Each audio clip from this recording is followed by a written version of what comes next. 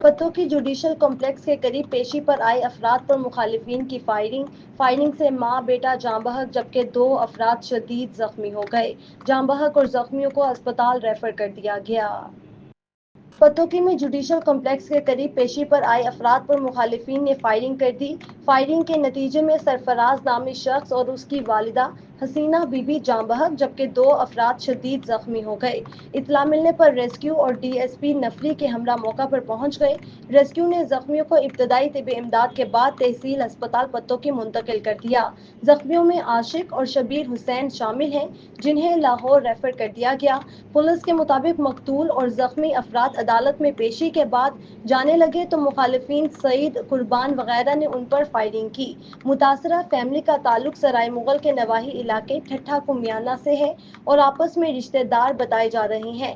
ये वाकया पुरानी दुश्मनी का शाखसाना है।